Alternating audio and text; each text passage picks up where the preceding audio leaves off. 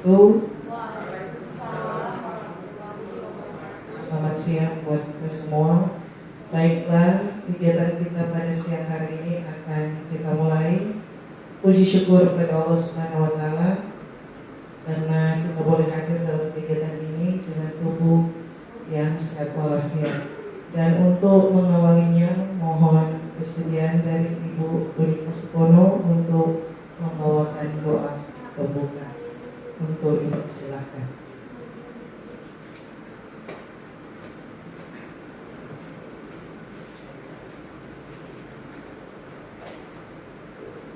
Bapak Ibu, pada siang hari ini sebelum kegiatan kita, mari kita berdoa menurut agama dan kepercayaan kita masing-masing. Kita berdoa.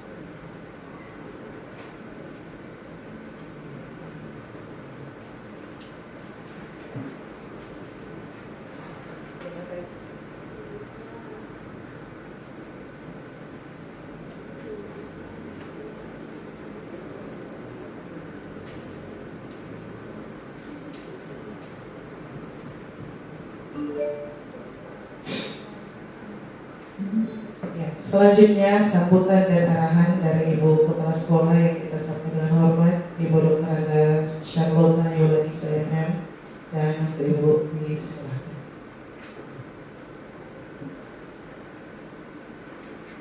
Iya, terima kasih. Tetap bersyukur kepada Tuhan atas kasih karunia-Nya sehingga kita semua boleh ada di tempat ini dalam kegiatan diseminasi budaya positif yang akan nanti dibawakan oleh Ibu Guru Varianti Abudi SPD.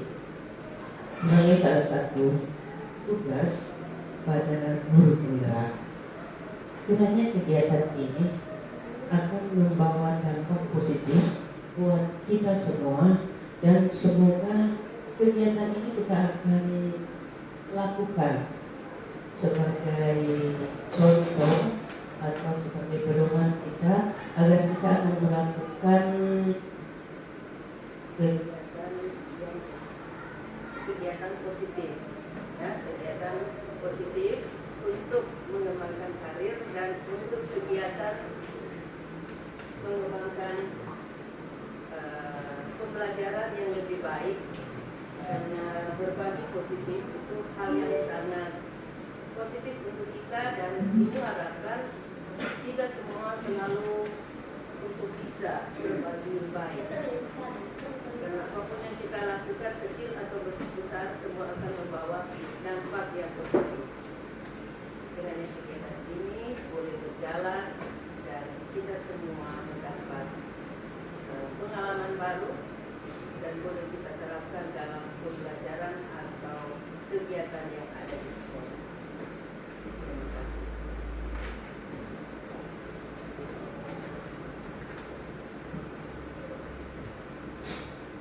Kita masuk pada pemaparan materi diseminasi budaya positif yang akan dibawakan oleh Ibu Varianti Abudi SPD GM. Untuk Ibu, silakan.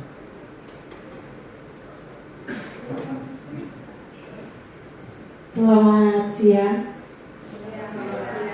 Assalamualaikum warahmatullahi wabarakatuh.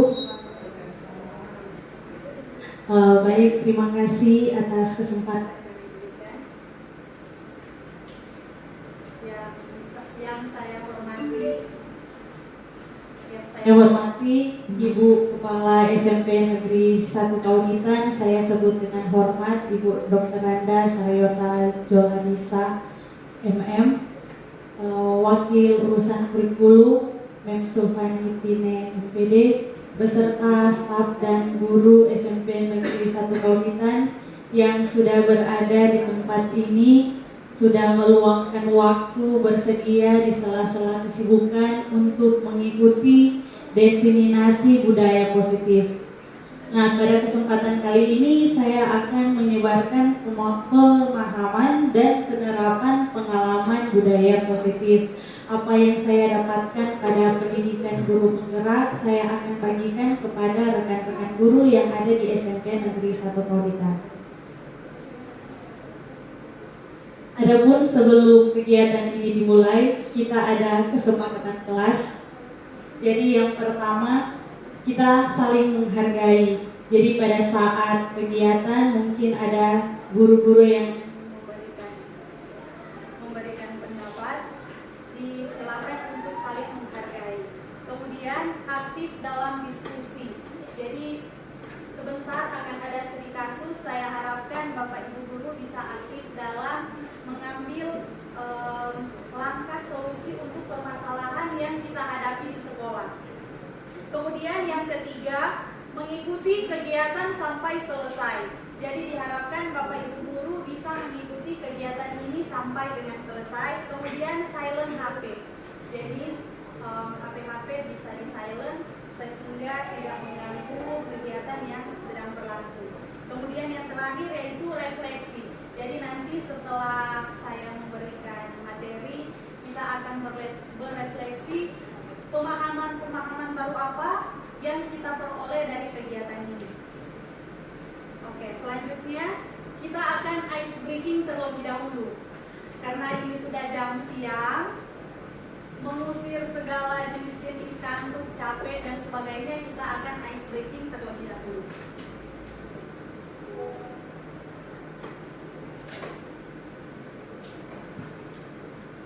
Menjadi Tidak.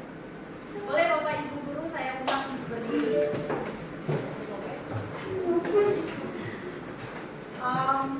Pernah lihat dance penguin? Ya.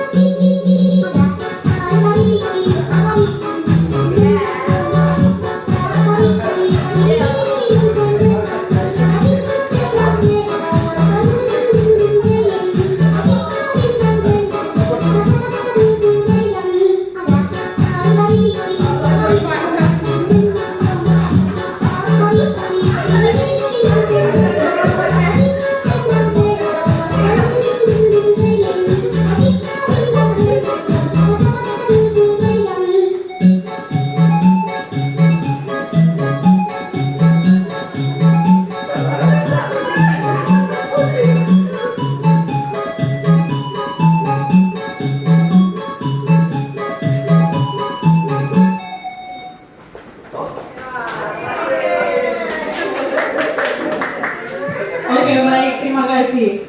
Bagaimana Bapak Ibu?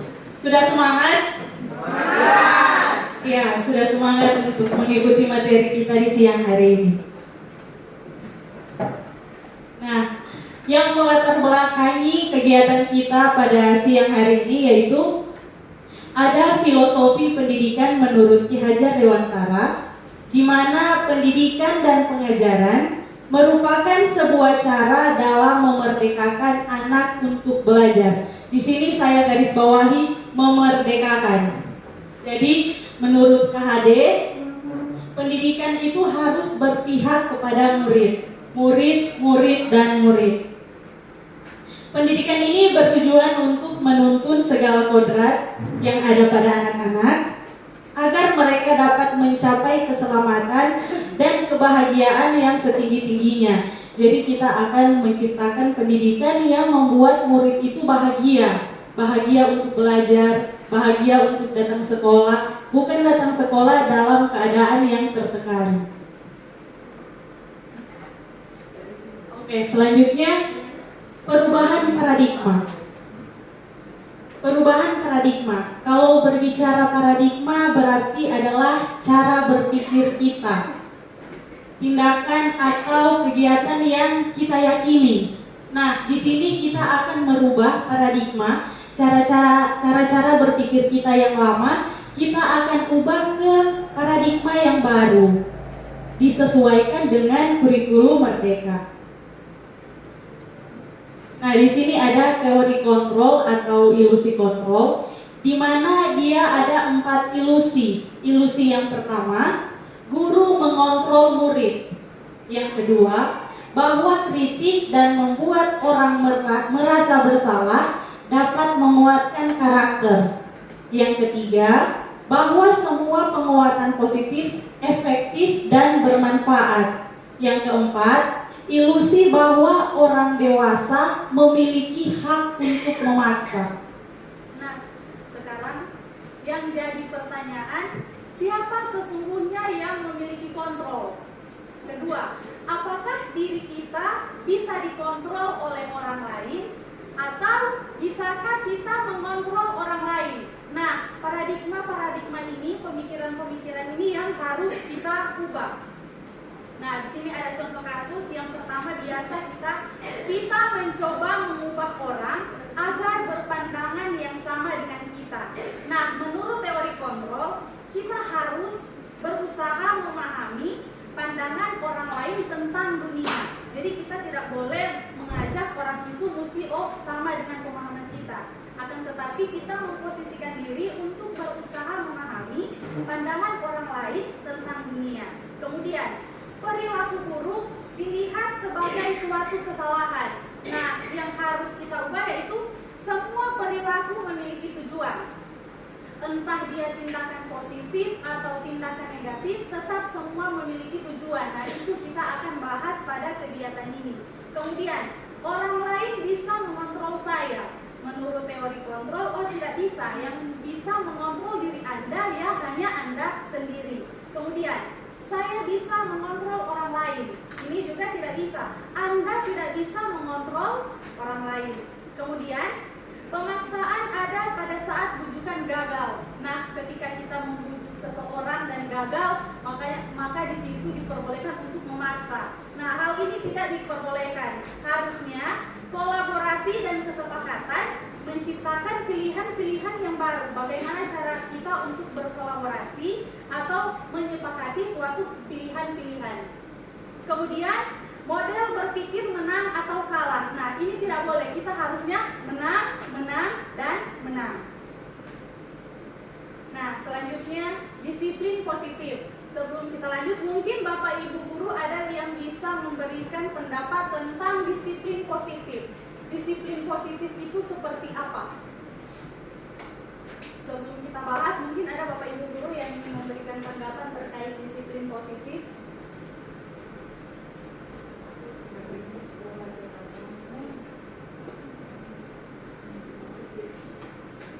Iya, boleh dipersilakan Ibu.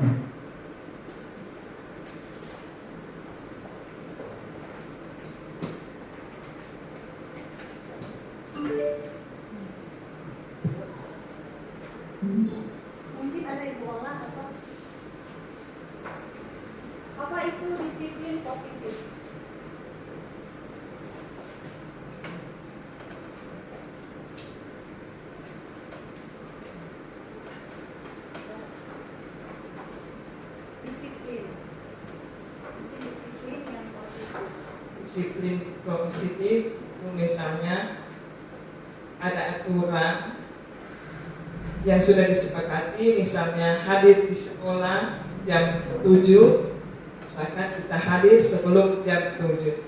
Iya, oke, baik, terima kasih. Ini kan aplaus yang mereka untuk sekolah. Iya, benar. Mungkin ada lain tanggapan dari Bapak Ibu terkait disiplin positif? Terima kasih untuk kesempatan. Dari yang saya tahu, bicara mengenai disiplin positif itu merupakan sebuah pendekatan di mana disiplin ini dimunculkan dari dalam diri anak atau peserta didik tanpa harus didasari dengan sebuah hukuman ataupun hadiah yang diinginkan. Jadi disiplin yang memang termotivasi keluar dari dalam diri anak tersebut ataupun kita semua individu yang ada. Oke, baik, terima kasih. Tepuk tangan dulu. Iya, baik. Benar sekali Bapak Ibu. Disiplin positif itu adalah pendekatan yang mendisiplinkan anak yang berfokus pada pengajaran, pemahaman, dan penggunaan konsekuensi yang dapat mengajarkan anak tentang tanggung jawab, empati, serta membangun hubungan yang baik antara orang dewasa dan anak. Nah, pendekatan ini berbeda dengan metode disiplin tradisional yang mungkin lebih mengandalkan hukuman atau penegakan aturan secara ketat. Jadi biasanya kita menghukum siswa atau memberikan konsekuensi kepada siswa, itu sangat berbeda dengan disiplin positif. Nah, selanjutnya yaitu motivasi perilaku manusia. Kalau berbicara tentang motivasi perilaku berarti hal-hal yang mendasari seseorang untuk berbuat sesuatu. Di sini ada 3 hal yang memotivasi perilaku manusia. Yang pertama, untuk menghindari ketidaknyamanan dan hukuman. Contoh di sekolah, misalkan ada anak yang datang tepat waktu di sekolah karena ia takut terlambat. Nah, kenapa dia takut terlambat? Karena dia takut akan hukuman. Contoh, membersihkan WC atau mengangkat sampah. Nah, ini dia datang tepat waktu di sekolah bukan karena motivasi di dalam dirinya, akan tetapi dia takut dihukum. Nah, motivasi yang seperti ini tidak akan bertahan lama karena dia berasal dari eksternal atau faktor dari luar. Nah, motivasi ini merupakan tingkat terendah dari motivasi perilaku manusia. Biasanya, orang yang memotivasi perilakunya untuk menghindari hukuman atau ketidaknyamanan, dia akan bertanya, apa yang akan terjadi bila saya tidak melakukannya? Sebenarnya mereka sedang menghindar permasalahan yang mungkin muncul dan berpengaruh pada mereka secara fisik, psikologis, maupun tidak terpenuhi kebutuhannya bila mereka tidak melakukan tindakan tersebut. Kemudian yang kedua, untuk mendapatkan imbalan atau penghargaan dari orang lain, seperti yang sudah disampaikan oleh Sir Vicky tadi, bahwa dia melakukan sesuatu karena ada penghargaan. Contoh di sekolah, kita cepat membuat modul ajar atau RPP bukan karena untuk persiapan masuk kelas, akan tetapi supaya nilai kinerja bisa di atas ekspektasi. Jadi motivasi yang ada pada orang itu bukan dari dalam diri, akan tetapi untuk mencari penghargaan dari kepala sekolah, penghargaan dari atasan, maupun sebaliknya dari siswa, penghargaan terhadap dari guru atau dari orang tua. Nah, selanjutnya yaitu untuk menjadi orang yang mereka inginkan dan menghargai diri sendiri dengan nilai-nilai yang mereka percaya. Nah, untuk motivasi perilaku yang ketiga ini, itu dia berasal dari diri sendiri. Jadi contoh, ada anak yang tidak datang terlambat, datang ke sekolah tepat waktu, yang karena dia ingin menghargai waktu. Dia tahu, oh, kalau kita buang-buang waktu, itu waktu tidak bisa mau diputar kembali. Nah, orang dengan motivasi ini, dia akan bertanya, akan menjadi orang seperti apa bila saya melakukannya? Kemudian, mereka melakukan sesuatu karena nilai-nilai yang mereka yakini dan hargai. Mereka melakukannya karena mereka ingin menjadi orang yang melakukan nilai-nilai yang mereka yakini tersebut. Ini adalah motivasi yang akan membuat seseorang itu memiliki disiplin positif karena motivasi perilakunya itu bersifat internal, bersifat dari dalam dirinya, bukan dari luar. Kemudian di sini ada teori motivasi perilaku manusia. Itu ada 3. Yang pertama, hukuman. Nah, kalau hukuman ini dia respon negatif terhadap perilaku yang tidak diinginkan atau melanggar aturan. Kemudian konsekuensi. Konsekuensi ini dia sama, hasil atau efek yang timbul dari tindakan yang dilakukan, akan tetapi konsekuensi ini bisa bernilai positif dan bisa juga bernilai negatif. Nah, sedangkan restitusi dia proses menciptakan kondisi bagi murid untuk memperbaiki kesalahan mereka, mencari solusi untuk masalah mereka, membantu murid berpikir tentang orang seperti apa yang menjadi tujuan dan bagaimana mereka memperlakukan orang lain. Nah, sekarang setelah saya jelaskan tadi mengenai hukuman dan konsekuensi, di sini ada 4 contoh kasus. Untuk yang pertama, lari mengelilingi lapangan karena terlambat sekolah. Ini merupakan hukuman atau konsekuensi, Bapak Ibu? Angkat tangan. Boleh. Iya, hukuman termasuk hukuman. Iya, benar sekali, itu tangan Ibu Ibu. Iya, lari mengelilingi lapangan karena terlambat sekolah itu merupakan hukuman karena dia bersifat negatif. Kemudian yang kedua, mengganti buku tugas teman yang dirobek. Iya, silakan yang Iya, konsekuensi. Jadi karena dia telah merusak buku teman, otomatis dia harus mengganti. Kemudian yang ketiga, kehilangan 10 menit jam istirahat untuk mengerjakan tugas karena datang terlambat dan tertinggal pelajaran selama 10 menit. Ini konsekuensi atau hukuman? Iya, mantap. Bapak Ibu guru berarti sudah tahu ya tentang hukuman dan konsekuensi. Kalau yang keempat, push up 15 kali karena tidak menggunakan sepatu hitam ke sekolah. Iya, karena dia bersifat negatif, jadi hukuman. Jadi saya bisa lanjut, Bapak Ibu guru sudah paham tentang hukuman atau konsekuensi. Nah, sekarang kebutuhan dasar manusia. Sebelum saya lanjut, saya ingin menanyakan ke Bapak Ibu guru, apa yang menjadi kebutuhan dasar Bapak Ibu? Contoh, kebutuhan untuk disayangi atau dikasihi, boleh. Toh kan itu kebutuhan dasar manusia. Mungkin Bapak Ibu guru ada pendapat lain tentang Bapak Ibu P kebutuhan dasar.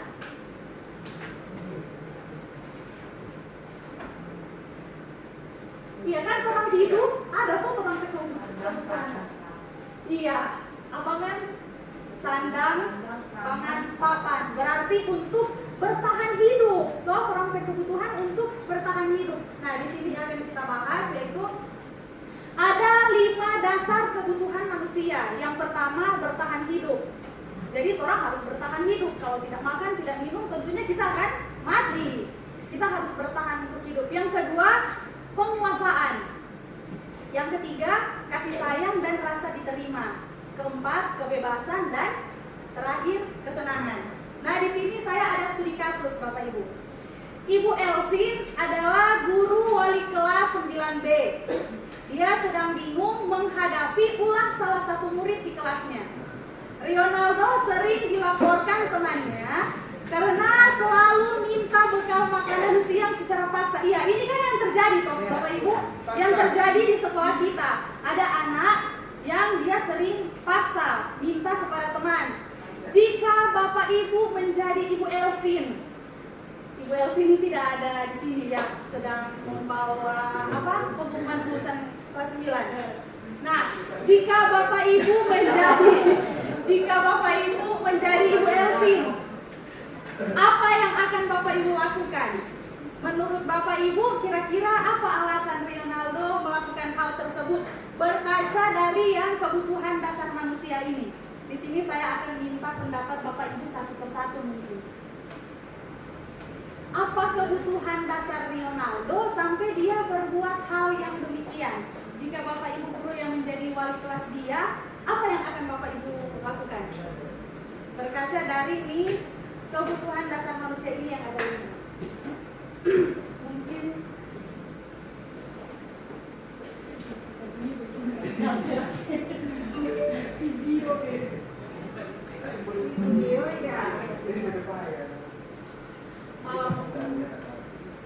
Boleh Bapak Ibu, ada siapa yang ingin memberikan pendapat terkait studi kasus Ibu Elsin dengan siswa Rionaldo yang dia selalu meminta bekal makan siang secara paksa? Di sini kita sharing, jadi berbagi pendapat masalah solusi, karena kita kan sebagai wali kelas, guru di sekolah, nah harusnya yang kita diskusikan masalah-masalah yang seperti ini sebenarnya. Baik, terima kasih. Mungkin yang tadi yang bertahan hidup, orang tuh, Iya, apa-apa. orang tuh simbolnya Vietnam dari sisi positifnya mungkin karena dia tidak diberi jajan, mungkin lapar, jadi dengan caranya, mungkin ada cara yang salah, paksa atau gimana ya, palak. Mungkin kalau dia minta dengan baik-baik, mungkin bukan cuma satu orang yang mau kasih, ya mungkin banyak orang, mungkin ada cara yang salah. Tapi kalau lihat dari sisi yang lain, mungkin karena dia tidak diberi jajan, dia lapar, dia lakukan dengan cara seperti itu. Ya, oke, baik, terima kasih. Mungkin, ya, tepuk tangan dulu. Mungkin ada pendapat dari Bapak Ibu guru selain dia bertahan hidup, apalagi yang memotivasi dia sampai dia berbuat hal yang demikian? Biasanya anak-anak, walaupun dia tidak merasa ada yang memberi, tetapi anak tersebut meminta perhatian atau kasih sayang dari teman. Iya, betul sekali. Jadi, dia minta makanan itu karena dia ada haus akan perhatian. Dia suka teman-teman itu perhatian kepada dia. Jadi kalau yang kedua, di sini ada penguasaan. Berarti kalau ada siswa yang seperti ini, kita sebagai guru bisa menjadikan dia sebagai seksi keamanan misalnya. Karena dia sering memalak, kita beri dia sebuah tugas dan tanggung jawab untuk dia menjaga keamanan di kelas. Karena dia diberikan tanggung jawab, sehingga dia tidak akan melakukan tindakan-tindakan yang negatif seperti merampas secara paksa makanan teman. Kemudian kebebasan. Kebebasan di sini bisa juga dia dari rumah orang tuanya memberikan menu yang nasi ikan sayur, misalnya nasi ikan goreng. Dia tidak diberikan kebebasan untuk memilih menu, kan bisa jadi dia tidak diberi kebebasan untuk memilih ikan kuah misalkan atau sup misalnya. Nah, kemudian kesenangan, dia karena dia ikan menunya itu terus, jadi dia tidak senang dengan menu tersebut sehingga dia ingin mengambil makanan dari temannya yang dia lihat makanan teman itu bervariasi. Nah, dari sini Bapak Ibu, kita sebagai guru tidak, apabila ada anak-anak yang melakukan tindakan atau tindakan negatif, itu kita jangan langsung menghukum. Kita mencari tahu dulu apa alasan dia melakukan hal tersebut. Karena biasanya contoh saya sebelum mengikuti pendidikan guru penggerak sebagai wali kelas, oh jahat, ada yang tidak buang sampah tempatnya. Kenapa tidak buang sampah di tempatnya? Padahal ini salah. Kita harus memberikan pemahaman terlebih dahulu kepada murid sehingga mereka bisa memahami apa maksud dari tujuan yang orang sampaikan kepada dorang. Kemudian selanjutnya yaitu posisi kontrol. Nah, posisi kontrol ini bagaimana cara kita sebagai guru memposisikan diri di sekolah. Di sini ada yang pertama, posisi penghukum. Jadi Bapak Ibu guru bisa melihat, oh ternyata selama ini kita memposisikan diri sebagai apa ya? Sebagai penghukum. Nah, di sini ada yang pertama, posisi penghukum. Nah, guru ini senantiasa percaya bahwa hanya ada satu cara agar pembelajaran bisa berhasil, yaitu cara dia. Jadi dia percaya hanya dia yang benar. Ciri-ciri yang guru seperti ini yaitu nada suara tinggi, bahasa tubuh mata melopot, jari menunjuk-nunjuk atau menghardik. Nah, Bapak Ibu guru, dampak dari jika kita menjadi posisi diri sebagai penghukum itu murid akan menjadi pendendam.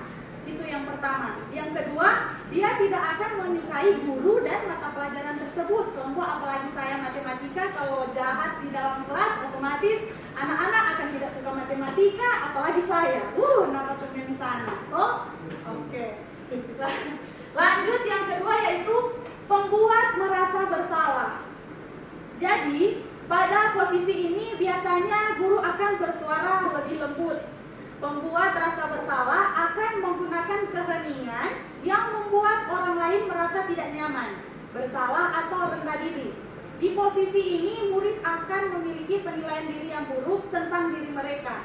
Murid merasa tidak berharga dan telah mengecewakan orang-orang yang disayanginya. Contoh, sebagai wali kelas, kalau ada anak-anak yang tidak datang sekolah, orang tua kasih doi di sekolah, hadiahnya datang sekolah. Nah, sebagai wali kelas biasanya kita bilang begini, kasihan mama papa setengah mati ke sekolah panganak, kungananya datang sekolah. Nah, posisi ini itu berarti pembuat merasa bersalah, otomatis peserta didik ini akan merasa bersalah. Nah, dampak dari posisi ini yaitu murid merasa bersalah, dia menyadari bahwa identitasnya sebagai anak itu gagal, kemudian rendah diri dan menarik diri dari lingkungan.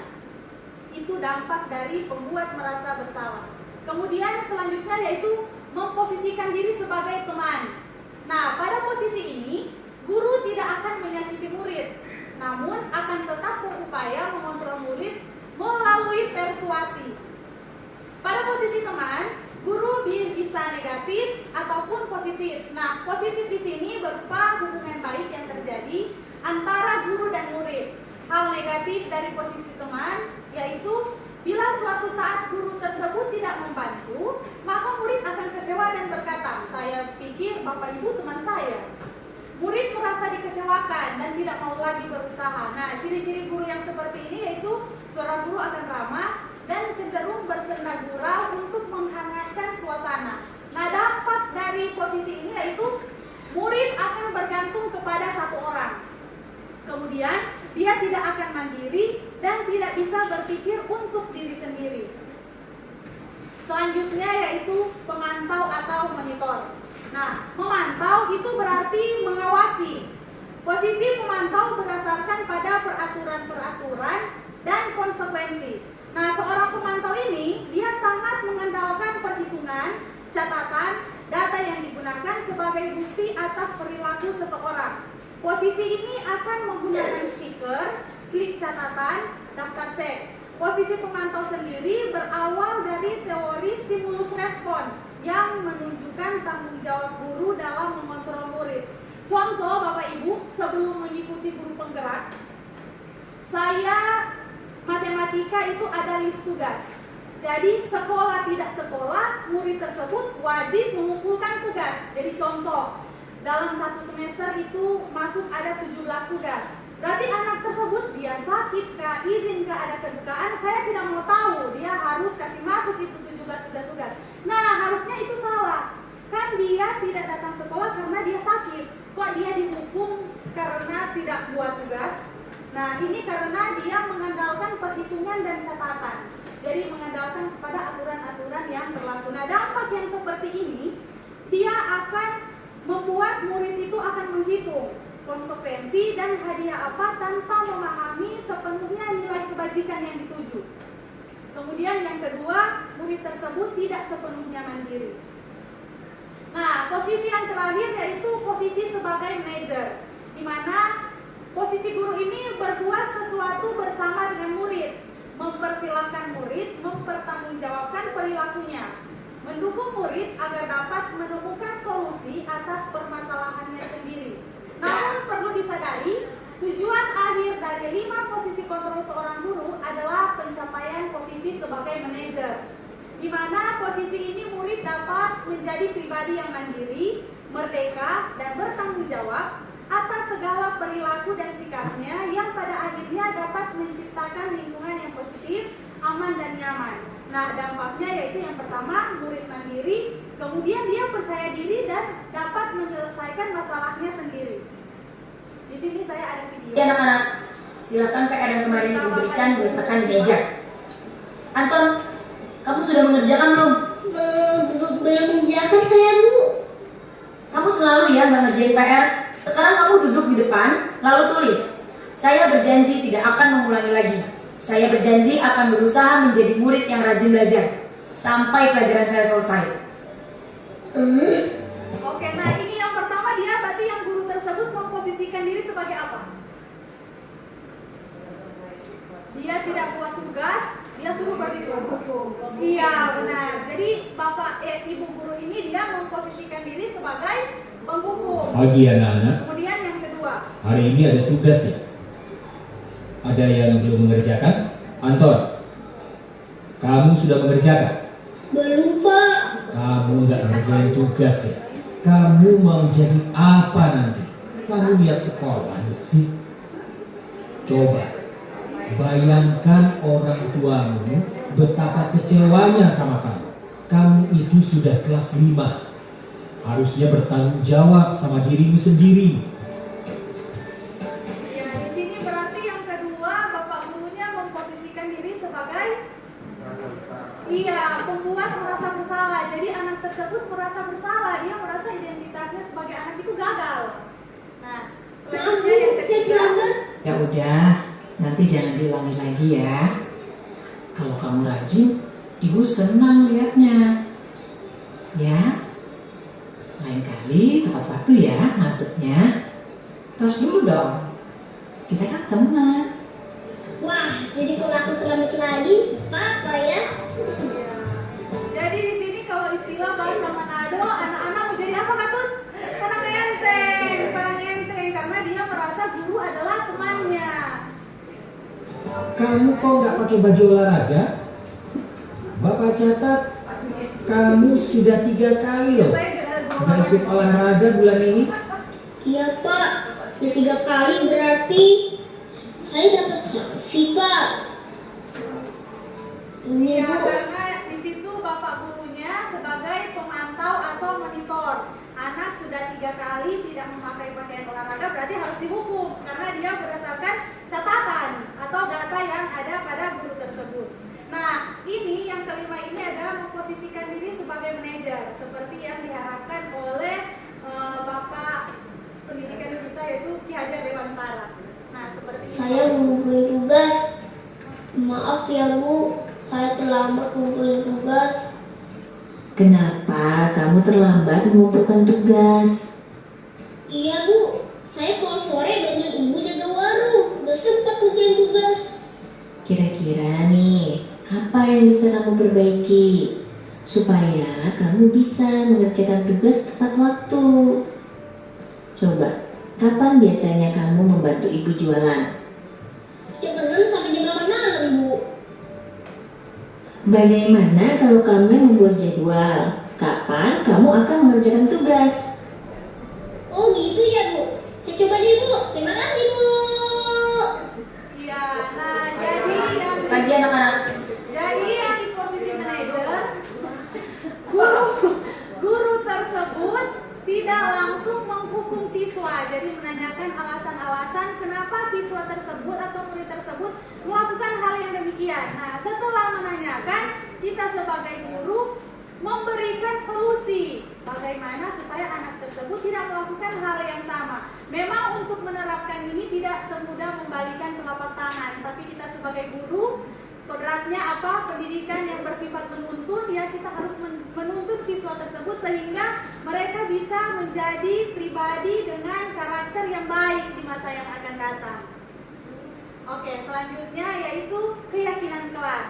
Nah, untuk membuat disiplin positif terhadap anak itu muncul, sebelum orang mau laksanakan yang posisi sebagai manajer, tentunya kita harus membuat keyakinan kelas terlebih dahulu supaya nanti mau menanyakan keyakinan kelas apa yang dilanggar.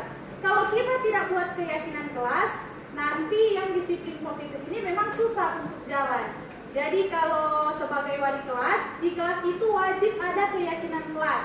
Nah, keyakinan kelas ini dibuat di awal tahun pelajaran. Kalau sudah berlangsung berarti dibuat 3 bulan itu sebuah keyakinan kelas yang tidak perlu diganti-ganti.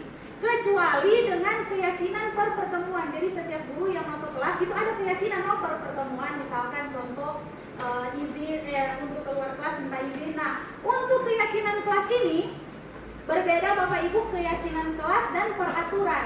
Kalau peraturan itu peraturan-aturan yang tidak boleh dilanggar. Sedangkan keyakinan kita membuat yang peraturan-peraturan ini ada kata-kata negatif, kita ubah menjadi kata positif. Contoh, tidak menggunakan HP. Ini peraturan. Nah, kalau keyakinan kelas kita akan buat apa? Gunakan HP di luar jam pelajaran. Jadi tidak boleh ada kata tidak.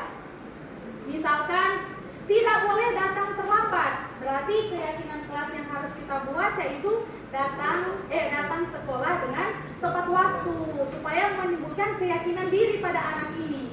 Jadi bukan ada faktor dari eksternal melainkan internal dari dalam diri dia. Namanya juga keyakinan kelas. Nah, di sini keyakinan kelas ini adalah prinsip-prinsip atau nilai-nilai dasar yang membimbing interaksi pembelajaran dan budaya dalam lingkungan kelas. Jadi tidak hanya keyakinan kelas, boleh juga orang guru-guru ada keyakinan sekolah. Berbeda dengan peraturan sekolah. Contoh, memasukkan RPP tepat waktu. Nah, itu peraturan toh, tapi ada keyakinan di diri kita sendiri, oh ternyata buat RPP ini bukan karena mau kasih masuk tepat waktu, supaya mau masuk kelas kita ada persiapan untuk berhadapan dengan murid-murid ini. Nah, keyakinan ini merupakan landasan filosofis yang membentuk cara guru dan siswa berpikir, merasa dan bertindak dalam konteks pembelajaran.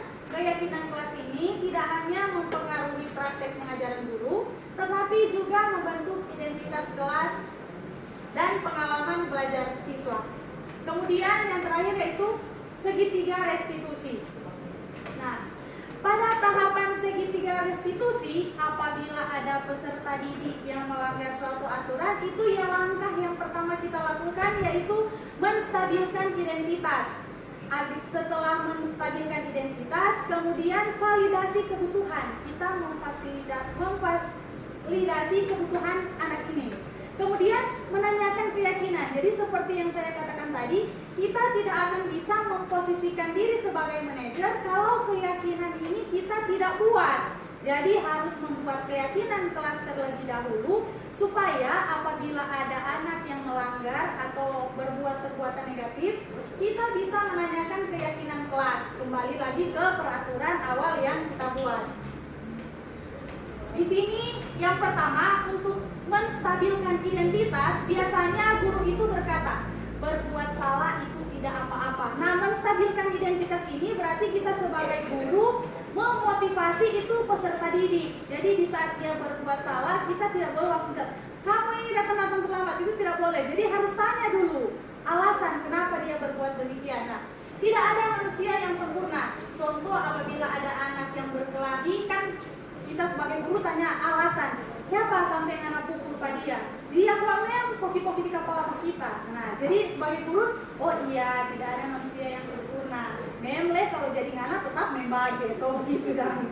Nah, jadi di sini memposisikan supaya tuh anak itu tidak merasa bersalah, tapi mau kasih motivasi supaya dia menyadari akan kesalahan yang dia buat. Kemudian saya juga pernah melakukan kesalahan seperti itu, atau kita bisa menyelesaikan ini. Bapak Ibu tidak tertarik mencari siapa yang salah, tapi Bapak Ibu ingin mencari solusi dari permasalahan ini. Atau bisa juga kamu berhak merasa begitu. Terakhir, apa kamu sedang menjadi teman yang baik buat dirimu sendiri? Kan biasanya ada anak yang melakukan perilaku-perilaku yang merugikan dirinya sendiri. Nah, kita sebagai guru bisa tanya, kamu nanya sayang anaknya diri, anak bikin begitu kan anak sayang, atau biasa begitu. Kemudian yang selanjutnya validasi tindakan yang salah. Setelah kita menstabilkan identitas, yang kedua kita memvalidasi tindakan yang salah. Dia identik dengan perkataan, padahal kamu bisa melakukan hal yang lebih buruk dari ini. Jadi tanya, tadi kan ada bikin apa Pak dia? Oh, kita ada tumbuh mem. Oh, syukur kan ada tumbuh, namanya bagian batu. Nah, begitu dah. Itu validasi tindakan yang salah. Jadi memposisikan diri dan tidak langsung menghakimi anak tersebut. Kemudian kamu pasti punya alasan melakukan hal demikian. Jadi orang tanya anak dulu, siapa ada bikin begitu? Baru kamu patut bangga pada dirimu sendiri karena kamu telah melindungi sesuatu yang penting buatmu. Biasanya anak kalau egois dia melindungi barang, hak milik, biasanya dia akan berbuat sesuatu yang tindakan-tindakan yang tidak baik. Kamu boleh mempertahankan sikap itu, tapi kamu harus menambahkan sikap yang baru.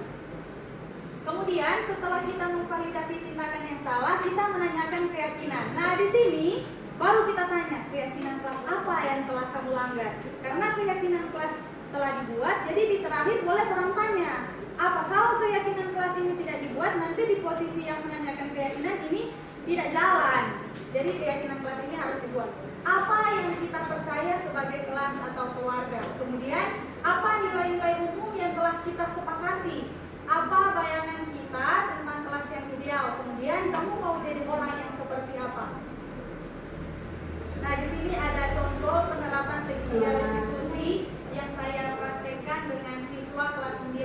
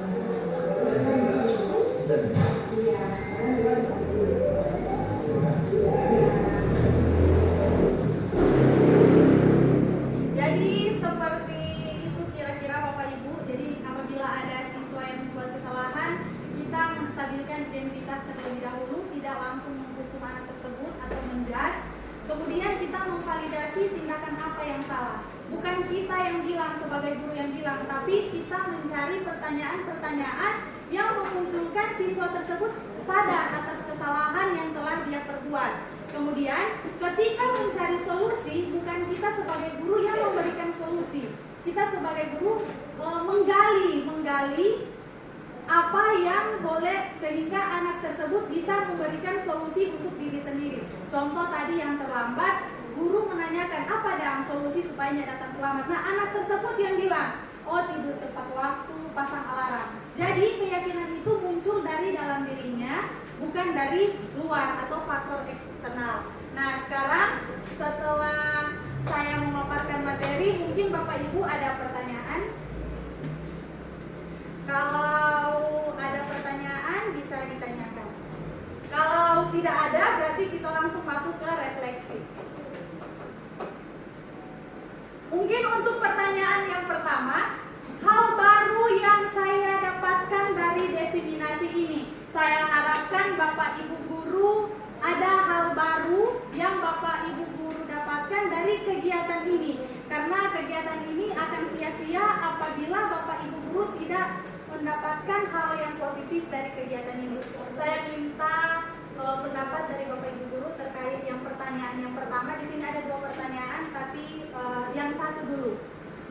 menjawab pertanyaan yang pertama, apa hal baru yang saya dapatkan dari diseminasi ini?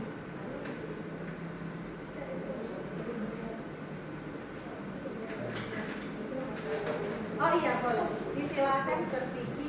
Ya, dari diseminasi yang sudah dilakukan oleh Ibu Valianti, saya mendapatkan banyak hal terkait apa yang sudah dijelaskan. Tapi di bagian saya terakhir, saya mendapatkan hal yang baru, yaitu bagaimana kita sebagai seorang guru dapat memahami apa itu segitiga restitusi, di mana dalam mengambil keputusan ataupun menghadapi para peserta didik ataupun siswa yang memiliki permasalahan dalam cara belajarnya ataupun cara bersosialisasinya di sekolah, kita harus melihat bagaimana siswa harus menstabilkan identitasnya, kemudian siswa juga harus diarahkan untuk memvalidasi tindakan apa yang salah dan sampai pada puncaknya yaitu menanyakan keyakinan kelas. Nah, 3 hal ini kalau misalnya kita diterapkan dengan hal yang baik, sudah disampaikan oleh Ibu Valianti dengan baik yang dilakukan bersama siswa, saya percaya banyak siswa-siswa yang akan lebih banyak menemukan keyakinan kelas ataupun keyakinan dalam dirinya sendiri, sehingga ketika siswa dihadapkan dengan permasalahan, siswa tidak akan dihadapkan dengan hukuman ataupun diberikan hadiah untuk menciptakan sebuah budaya yang positif. Terima kasih. Tepuk tangan dulu. Iya, benar sekali. Jadi hal yang baru yang pernah dapatkan, boleh pernah menerapkan itu tahapan dari segitiga restitusi. Kemudian yang kedua, apa perasaan Bapak Ibu yang muncul setelah mendapatkan materi ini? Mungkin ada satu orang yang bisa mengungkapkan pendapat. Oke, terima kasih. Terima kasih. Perasaan yang muncul dalam diri saya ketika mendapatkan ilustrasi serta motivasi untuk berkontribusi secara langsung di dalam menciptakan budaya positif di lingkungan sekolah. Oke, tepuk tangan. Ya, jadi diharapkan Bapak Ibu guru setelah kegiatan ini besok dan seterusnya bisa menerapkan apa yang didapat dari hari ini. Contoh yang pertama, boleh orang membimbing apa di kelas?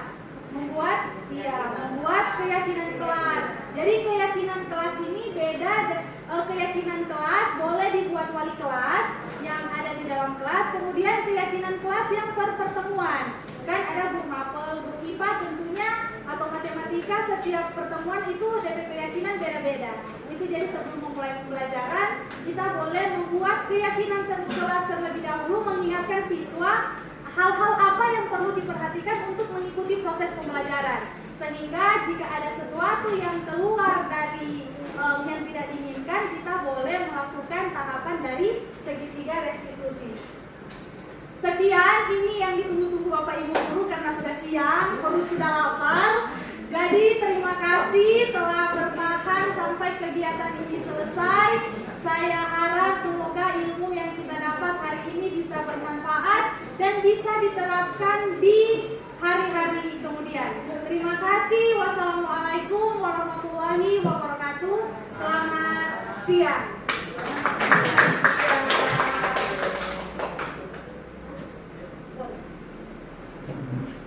Oke, terima kasih. Dari pemaparan materi tadi, ternyata banyak hal positif yang bisa kita dapatkan dan bisa kita terapkan di kelas kita masing-masing. Dan untuk menutup kegiatan kita pada hari ini, mohon kesediaan dari Ibu Francisca Sarese untuk pimpin doa. Untuk Ibu bisa langsung.